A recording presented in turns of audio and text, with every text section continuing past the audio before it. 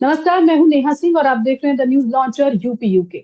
आज हम बात करने वाले हैं नीतीश कुमार की, एक ऐसे नेता जिन्होंने 21 साल तक बिहार की राजनीति में मुख्यमंत्री का पद संभाला। एक ऐसे नेता जिन्हें विकास के साथ साथ विवाद के लिए भी जाना जाता है। एक ऐसे नेता जो अब राज्यसभा में जाने वाले हैं। नीतीश की सुरक्षा को लेकर बात करेंगे। नीतीश की जेड प्लस की सुरक्षा उन्हें मिल रही है मुख्यमंत्री पद से हटने के बाद भी। खबर ये है, लेकिन इस खबर को हम समझने की कोशिश करेंगे। इस खबर के पीछे असली खबर क्या है उसे जानने की कोशिश करेंगे और इसमें मेरे सहयोगी सौरभ मेरे साथ रहेंगे। तो आइए सबसे पहले सौरभ के साथ कनेक्ट करते हैं, फिर इस मुद्दे को आगे बढ़ाते हैं और उनसे बात करते हैं। सौरभ जी, बहुत बहुत स्वागत है आपका। सौरभ जी, खबर तो ये है कि नीतीश की जो जेड प्लस सुरक्षा है वो मुख्यमंत्री पद से हटने के बाद भी उन्हें मिलने वाली है। कारण ये दिया जा रहा है कि इतना लंबा राजनीतिक करियर है, इतने बड़े नेता रहे हैं, तो सुरक्षा जरूरी है क्योंकि डर भी जरूरी है, क्योंकि डर को लेकर भी चीजें सामने आ रही है, तो सुरक्षा इसलिए उनको जेड प्लस की दी गई है।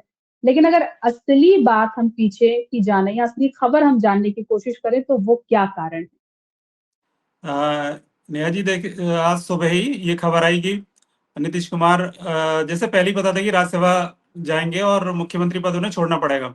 लेकिन जी। जब सबको ये पता चला कि उनकी जो सुरक्षा है उसे पहले से भी बढ़ा दिया हम्म। गया है। अब एक तो पहले एसएसजी का हम्म। एक स्पेशल सिक्योरिटी ग्रुप उन्हें कवर करता था। अब उन्हें जी जी। एनएसजी का भी मिलेगा, वो जेड+ सिक्योरिटी मिलेगी। तो इसका हम्म। कई लोग जो राजनीतिक पंडित हैं वो ये कयास लगा रहे हैं कि बीजेपी को अब भी ऐसा लगता है कि नीतीश कुमार कुछ पलटी न मार दें या कुछ ऐसा ना कर लें, तो एक तरह से हम्म। निगरानी रखने के लिए उन पे ये सुरक्षा बढ़ाई जा रही है वो। क्योंकि हम्म। जो भी जेड सिक्योरिटी प्लस सुरक्षा मिलेगी तो वो सीधे हम्म। रिपोर्ट करते हैं गृह मंत्रालय को।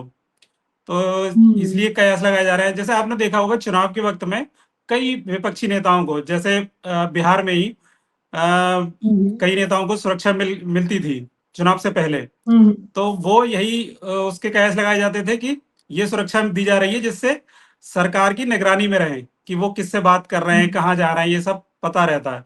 वैसे मुझे लगता नहीं कि अब हम्म। नीतीश कुमार ऐसा कुछ कर पाएंगे, क्योंकि उनके एक तरह से बिल्कुल बांध के रख दिया उन्हें। तो फिर भी हम्म। लोग सोचते हैं कि क्या पता कुछ ऐसा हो जाए बिहार में फिर से, क्योंकि बिहार में राजनीति बदलती रहती है। लेकिन शायद हम्म। इसीलिए कुछ ये कयास लगाए जा रहे हैं। हम्म। लेकिन अगर हम इसे कहे जाए कि एक तरह से कहीं ना कहीं बीजेपी अभी भी नीतीश पर पूरा भरोसा नहीं कर रही, सच में बात यही है? हाँ, भरोसा तो नहीं करे, लेकिन मुझे लगता है कि अब पहले जैसे हालात नहीं है। जैसे नीतीश कुमार एक हम्म। तो शारीरिक रूप से भी थोड़े कमजोर हुए हैं। उनकी लगता है कि अब मतलब एक तरह से उम्र तो हो ही गई है। बाकी जो उनके बिल्कुल। आसपास के जो नेता थे वो धीरे हम्म। धीरे करके पूरी तरह से बीजेपी के साथ नजर आते हैं। तो जब आसपास के हम्म। लोग उनके साथ नहीं है तो फिर बहुत मुश्किल लगता है कि वो कुछ ऐसा बड़ा कुछ बदलाव कर पाएंगे या इंडिया गठबंधन के साथ जा पाएंगे। ऐसा बहुत मुश्किल लगता है, लेकिन फिर भी बीजेपी हो सकता है कि बहुत ज्यादा आगे का सोच के ये कर रही हो। सर, बीजेपी अक्सर उस पार्टी के रूप में जानी जाती है जो अपने सहयोगी दलों को पूरी तरह से खत्म कर देती है, वीक कर देती है। पंजाब में बात करें, शिरोमणि अकाली दल एक टाइम पे बड़े भाई की भूमिका निभाता था। आज स्थिति ये आ गई है कि बीजेपी ये कह रही है, पहले बीजेपी कहती थी अब हम बड़े भाई बनेंगे, लेकिन अब बीजेपी इन चुनावों में कह रही है कि हम अकेले चुनाव लड़ लेंगे, हमें किसी की भी जरूरत नहीं है। हरियाणा में बीजेपी ने जजपा को साथ लेकर पार्टी बनाई, अलायंस किया, इलेक्शन जीत लिए, सब कुछ हो गया। उसके बाद आज की अगर मैं बात करूं, जजपा दूसरे इलेक्शन में बिल्कुल पूरी तरह से खत्म हो गई, साइडलाइन हो गई। तो क्या यही नीतीश कुमार के साथ होने वाला है? नीतीश कुमार की पार्टी के साथ होने वाला है? नेता को वीक करो, पार्टी को वीक करो, खुद बड़े भाई बन जाओ। देखिए, ये तो अगर आप ध्यान से देखेंगे तो जहां जहां बीजेपी ने गठबंधन किया है वो भले ही उस हम्म। राज्य में जो दूसरी पार्टी हो, बड़ी पार्टी हो, लेकिन धीरे धीरे करके बीजेपी ने उस पार्टी को कमजोर किया पहले, उसके बाद अपने पैर इतने बिल्कुल। पसार लिए कि वो खुद से अपने दम पे चुनाव लड़ पाए। आपने देखिए जैसे महाराष्ट्र में किया। बिल्कुल। महाराष्ट्र में शिवसेना हम्म। के साथ पहले गठबंधन था, शिवसेना ने गठबंधन तोड़ा, उसके बाद उन्होंने हम्म। शिवसेना को ही तोड़ दिया। उसके जो हम्म। शिंदे थे वो तोड़ लिए, फिर उन्हें मुख्यमंत्री बना दिया। यहाँ तक कि जो उसका नाम था, शिवसेना का जो चुनाव चिन्ह था, वो उससे छीन लिया। और ऐसे ही जो हम्म। दूसरी एनसीपी पार्टी थी शरद पवार की, उसके भी दो गुट कर दिए। जिसमें एक शरद पवार थे, एक अजीत पवार, 2 गुट हो गए। पंजाब का आपने उदाहरण दिया ही। तो ये बीजेपी की अब एक तरह से रणनीति है ही कि पहले उस राज्य में अगर वो कमजोर है, तो पहले जो पार्टी मजबूत है पहले उसे अपने में शामिल करो, और धीरे धीरे करके उसके जो बड़े नेता हैं पहले उन पे निशाना करके और उसे कमजोर करो, और फिर उसको धीरे धीरे पार्टी को खत्म कर दो। और कल संसद में धर्मेंद्र यादव ने बोला भी था, मतलब वो अपने दूसरे साथियों को आगाह किया था कि बीजेपी के साथ जो भी रहता है उसके साथ वही हश्र होता है, जैसा भी नीतीश कुमार के साथ हो रहा है। और महाराष्ट्र की उन्होंने उदाहरण दिया, तो ये उन्होंने निशाना साधा था आंध्र प्रदेश के नेताओं के लिए, क्योंकि अभी जो जी केंद्र में जी। सरकार है वो सिर्फ दो मतलब एक तरह से कहा जाता है कि मोदी सरकार की जो बैसाखी है, एक तो नीतीश कुमार है बिहार में, एक आंध्र प्रदेश में है। तो ये दोनों पार्टियां हैं कि जो समर्थन दिए हुए हैं, अगर इन्होंने समर्थन वापस ले लिया तो सरकार गिर जाएगी। तो यही कल धर्मेंद्र यादव ने बोला था कि जैसे दूसरे राज्यों में किया है बीजेपी ने, तो आप लोग सावधान रहिए। तो सब लोग हंस रहे थे, लेकिन ये बहुत बड़ा एक निशाना था दूसरी पार्टियों के लिए कि अगर आप ध्यान नहीं देंगे तो समझ रहा हूँ। आपको पता भी नहीं चलेगा कि आपकी पार्टी कब खत्म हो गई। क्योंकि बहुत बड़ी बात है बिल्कुल महाराष्ट्र में। और ये शिवसेना जो उद्धव ठाकरे वो सोचते होंगे कि मैंने किस घड़ी में बीजेपी के साथ गठबंधन किया था। क्योंकि आप सोचिए कि जो बिल्कुल बिल्कुल। सालों से एक पार्टी का चुनाव चिन्ह है, और पता नहीं कैसे किसी भी तरह से साजिश करके या कैसे भी चुनाव चिन्ह उससे ले लिया जाए या उसके बड़े नेताओं को तोड़ लिया जाए, तो फिर पार्टी के पास बचता क्या है। इसीलिए मुझे लगता है कि अब कोई भी नई पार्टी अगर बीजेपी के साथ गठबंधन करेगी तो वो कई बार सोचेगी। जैसे पहले जो एक छवि थी बीजेपी की अटल बिहारी वाजपेयी के समय, तो आपको याद होगा कि उन्होंने जो गठ सरकार चलाई थी वो बहुत ज्यादा कई पार्टियों के साथ सरकार चलाई थी, और शायद मुझे लगता है कि अब तक की सबसे ज्यादा गठबंधन, सबसे बड़ा गठबंधन था वो, जिसमें बहुत सारी पार्टियां थी। तो मुझे जी लगता है कि बिल्कुल। अब ऐसा जो और दूसरी पार्टियां हैं वो बहुत ज्यादा हिचकिचाएंगी। हो सकता है कि किसी दबाव में या वो गठबंधन कर लें, लेकिन वैसा गठबंधन अब नहीं हो सकता कि आप 20-20 पार्टियां, 10-10 पार्टियां वो आपके साथ हो, क्योंकि अब लोगों पे विश्वास कम हो गया है। और विश्वास कम होने की वजह भी यही है कि जब आपकी पार्टी खत्म हो जाएगी उस राज्य में, तो फिर वो आगे उसका करेंगे क्या। अब नीतीश कुमार का ये है कि नीतीश कुमार के कोई बड़े नेता इनके साथ ही नहीं है, और कोई साथ नहीं है। नीतीश कुमार ही सबसे बड़ा चेहरा है। बाकी देखिए केसी त्यागी एक बहुत बड़ा नाम थे जेडीयू में, उन्हें साइडलाइन किया गया, उन्होंने अभी पिछले हफ्ते इस्तीफा दे दिया। शरद यादव एक बड़े नेता थे, वो अब है नहीं। तो अब देखता है कि जेडीयू में अब कोई बचा नहीं इतना बड़ा नेता, और एक जो इनके बेटे को शामिल किया गया वो भी मुझे लगता है कि सिर्फ एक तरह से एक चेहरा दिखाने के लिए। बाकी अगर नीतीश कुमार के बेटे अगर इतनी कैपेबल होते पहले, तो नीतीश कुमार खुद ही शामिल कर लेते उन्हें अपनी पार्टी में। लेकिन तब तक नहीं जी किया गया, जब नीतीश कुमार खुद राज्यसभा जा रहे हैं उसके बाद उनके बेटे को शामिल किया जा रहा है। तो कोई भी समझ सकता है कि पार्टी अब बहुत ज्यादा कमजोर हो चुकी है, और एक तरह से बीजेपी की गिरफ्त में है। तो अभी जैसे हमने देखा चुनाव से पहले अगर हम ये देखते, तो कोई नहीं कह रहा था कि ये नीतीश कुमार नहीं बनेंगे, मतलब बीजेपी की तरफ से कोई नहीं कह रहा था। लेकिन बाकी जैसे हम और आप तो कयास लगा ही रहे थे कि ये सिर्फ एक तरह से उनके नाम पे चुनाव लड़ा जा रहा है, बाकी चुनाव होते ही ये बदला जाएगा। और 4 महीने भी नहीं हुए हैं, 4 महीने में ही आपने उन्हें राज्यसभा भेज दिया। कल एक मैं इंटरव्यू देख रहा था पंजाब के सीएम का, भगवंत मान का। तो उनसे जब पूछा गया, यही सवाल पूछा गया कि नीतीश कुमार की पार्टी तोड़ने की बात है, तो भगवंत मान ने बोला कि ये तो आप खुद सोचिए कि अगर कोई आदमी ना, एंकर ने बोला था कि वो अपनी मर्जी से राज्यसभा जा रहे हैं, तो बोले कोई अगर डीजीपी के पद पे कोई हो, वो क्या चाहेगा कि वो सिपाही बने कभी वो। तो ये कोई भी समझ सकता है कि आप सीएम के पद पे हैं एक राज्य में, और राज्यसभा तो बहुत छोटा है, उससे तो राज्यसभा क्यों जाएगा। लेकिन उनका ट्वीट देखिए आप, कि उसमें ट्वीट में लिखा था कि मेरी एक पुरानी इच्छा है। तो अगर यही बात कई लोगों ने बोला था, कि कई एक बड़े जर्नलिस्ट हैं, उन्होंने बोला कि अगर ऐसा है तो एक प्रेस कॉन्फ्रेंस करवा दी जाए नीतीश कुमार से, जिसमें आगे वो खुद बोल दे कि हाँ मेरा बहुत मन है और मैं राज्यसभा जाना चाहता हूँ। और अगर पिछले चुनावों की बात करें, उसमें कहीं ना कहीं नीतीश की नाराजगी सामने भी आ रही थी। कई मुद्दों में जब बुलाया गया था बिहार से, तो नीतीश नहीं आए थे। तो उस वक्त भी कयास लगाए जा रहे थे कि क्या नीतीश फिर से एक बार गठबंधन जो है तोड़ के फिर से तेजस्वी यादव के साथ हो लेंगे। बीच में से कुछ टाइम के लिए गठबंधन आया था, लेकिन जो नीतीश है उस वक्त कैमरे के सामने नहीं आए थे, काफी दिनों बाद सामने आए थे। लेकिन उस समय काफी दिनों तक उन्होंने बीजेपी के साथ कोई मंच साझा नहीं किया था, कुछ समय पहले की बात है। देखिए नाराजगी तो है, लेकिन अब बात यह कि नाराजगी दिखाने की स्थिति में अब वो है नहीं अब। और इसमें जी जी। सबसे बड़े दो कारण हैं। एक तो उनका जो स्वास्थ्य है वो उतना अच्छा नहीं है, और दूसरा ये कि जो उनके मेन नेता थे, उनके साथी थे, जिनके साथ उन्होंने पार्टी शुरू की थी, वो भी अब धीरे धीरे हम्म। करके वो बीजेपी की तरफ ही देखते हैं। तो अब वो नीतीश लेकिन कुमार भी अगर सौरभ, अपनी, जब आप एक बड़ा चेहरा, क्योंकि पार्टी का नाम ही नीतीश है, पार्टी का चेहरा नीतीश है, अगर नीतीश ही यहाँ से चले जाते हैं तो फिर पार्टी में रह क्या जाएगा? तो फिर तो लोग सिर्फ बीजेपी को देखेंगे। नीतीश अगर अपने बेटे को लेकर भी आ रहे हैं तो वो तो फिर एक रबर स्टैम्प बनकर रह जाएंगे, नीतीश के बेटे के बिल्कुल। तौर पर ही जाने जाएंगे। दिल्ली में शीला दीक्षित की अगर हम बात करें, उनके बेटे संदीप दीक्षित को कितने ही लोग जानते हैं। हम जर्नलिस्ट जरूर उन्हें जानते हैं, लेकिन आम जनता कहाँ जानती है? अगर संदीप दीक्षित सामने भी आ जाए तो मुझे नहीं लगता कोई पहचान पाएगा। देखिए, संदीप दीक्षित में और जो नीतीश कुमार के बेटे हैं उनमें फर्क है। नीतीश कुमार के हम्म। बेटे, मुझे लगता है कि वो राजनीतिकों से दूर दूर से बिल्कुल नाता नहीं है।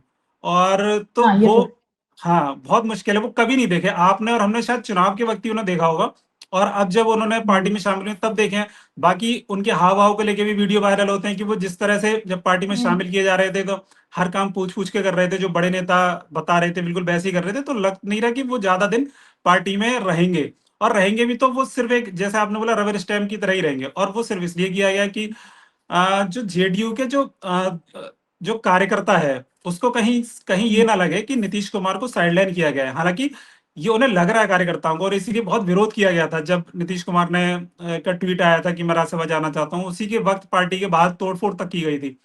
तो बस वो नाराजगी हम्म। शांत करने के लिए किया जा रहा है, और ये बहुत धीरे धीरे किया जा रहा है। तो वो मुझे लगता नहीं कि जेडीयू की तरफ से बहुत बड़ा विरोध होगा, क्योंकि जो सबसे बड़े नेता हम्म। थे नीतीश कुमार के बाद, जब वही एक तरह से बीजेपी के पाले में है तो फिर विरोध करेगा कौन? और बीजेपी को भी बहुत अच्छी बिल्कुल। तरह से पता है, जिस तरह से हम्म। जो अभी डिप्टी सीएम है उन्हें गृह मंत्रालय मिला है, और तो वो दो दो डिप्टी सीएम है बीजेपी के। तो फिर बीजेपी ने हम्म। पूरी तरह से एक तरह से पासे अपने प्लान पहले से ही कर लिया था कि नीतीश कुमार एक तरह से हम्म। सिर्फ चेहरा रहे, और बाकी सरकार तो बीजेपी को ही चलानी है। हम्म। तो अब बिहार की अगर मैं बात करूं, बिहार में जेडीयू का क्या भविष्य देख रहे हैं आप? मुझे लगता है कि अभी नहीं होगा तो एक साल बाद या 2 साल बाद वो होना वही है कि बीजेपी, जेडीयू का बीजेपी में विलय होगा। क्योंकि जब हम्म। आपका बड़ा नेता ही आपके साथ नहीं रहेगा, पार्टी के उस पर नहीं रहेगा, तो फिर धीरे धीरे करके जो छोटे नेता हैं वो भी फिर देखते हैं कि जिसकी सरकार है, हर कोई, हम्म। नेता कोई भी हो, वो बहुत दिन तक विपक्ष हम्म। में नहीं रहना चाहता। उसे लगता है कि जी जल्दी से बिल्कुल। जल्दी सत्ता के साथ रहे।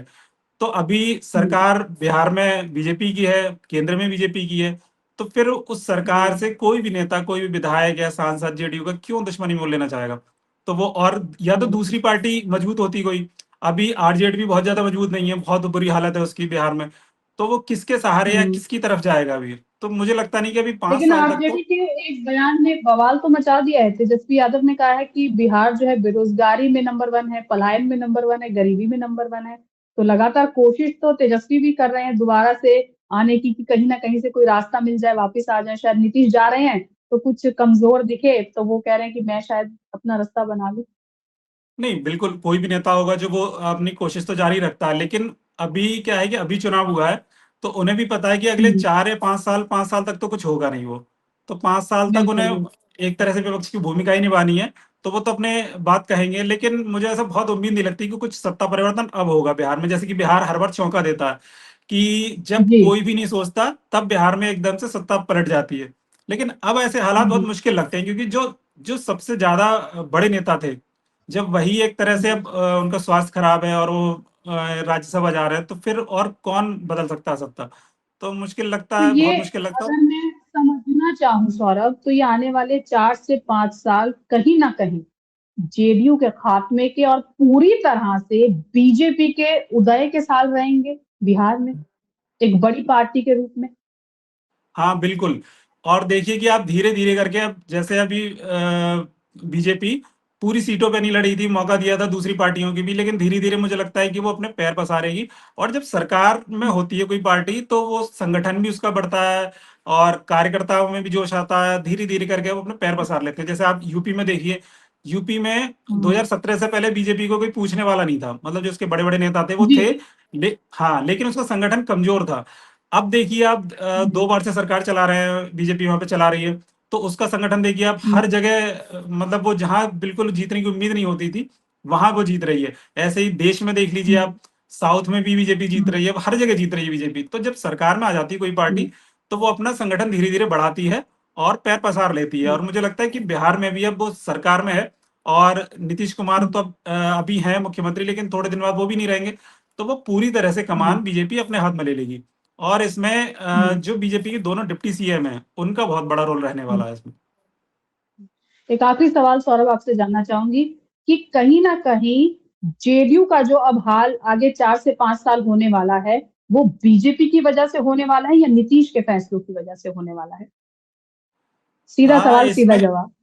हाँ, इसमें सही बात तो यही है कि नीतीश कुमार के फैसले ही वजह है। और बाकी क्योंकि देखिए, आपने पहले कई बार एक तरह से कहते हैं पलटी मारी। तो पहले आप इंडिया गठबंधन के साथ आए, फिर आप बीजेपी के साथ गए, फिर इधर आए, तो फिर एक तरह से उनकी एक छवि तो वैसी हो ही गई थी। और अब जी। उनका स्वास्थ्य खराब है, तो फिर तो पार्टी और ज्यादा कमजोर हो गई। तो इसमें पूरी तरह से मतलब दोनों बातें सही हैं वैसे तो, कि बीजेपी ने भी बहुत कोशिश की है इसमें अपना खुद को मजबूत करने के लिए। और पार्टी जो कमजोरी है जेडीयू, उसमें नीतीश कुमार के खुद के फैसले बहुत ज्यादा मायने रखते हैं। केसी त्यागी ने सिर्फ इसीलिए अभी पार्टी से अलग हुए कि उन्हें भी देखने लगा था कि अब उनका पार्टी में है नहीं कुछ, क्योंकि नीतीश कुमार से उनकी बहुत दोस्ती थी और बचपन के साथ ही थे। तो जब वही अगर राज्यसभा जा रहे हैं और वो एक तरह से सत्ता में नहीं रहेंगे, तो फिर उन्हें कौन पूछेगा। इसीलिए धीरे धीरे करके जो पुराने नेता हैं वो दूर होते जा रहे हैं। बाकी जिन्हें सत्ता चाहिए वो अब भी वो बीजेपी के साथ जा रहे हैं। तो इसीलिए पार्टी बहुत कमजोर हो गई है अभी। चलिए, बहुत बहुत शुक्रिया सौरभ आपका, जिस तरह से आपने एक्सप्लेन किया, जरूर लोगों को चीजें काफी क्लियर हुई होंगी। राजनीति में इस वक्त क्या कुछ चल रहा है वो भी समझ में आया होगा। तो बीजेपी को लेकर हम लगातार बात कर रहे हैं, नीतीश के राज्यसभा में जाने की हम बात कर रहे हैं, और साथ ही साथ हमने ये समझने की कोशिश की कि ये जो सुरक्षा दी गई है, Z+ श्रेणी की सुरक्षा जब किसी नेता को दी जाती है तो उसके कद की बात होती है कि कद बढ़ गया इस नेता का। लेकिन यहाँ पर बात कद बढ़ने की नहीं, यहाँ पर उस नेता पर निगरानी रखने की बात हो रही है। और कहीं ना कहीं बीजेपी अक्सर इसीलिए जानी जाती है कि बीजेपी जिसके साथ भी गठबंधन करती है, जिस पार्टी में, जिस राज्य में, पंजाब से लेकर हरियाणा, फिर यूपी, फिर आप महाराष्ट्र चले जाइए, उस पार्टी को वो खत्म कर देती है। और यहाँ भी अब यही होता नजर आ रहा है। फिलहाल के लिए इतना ही, मुझे दीजिए इजाजत। नमस्कार।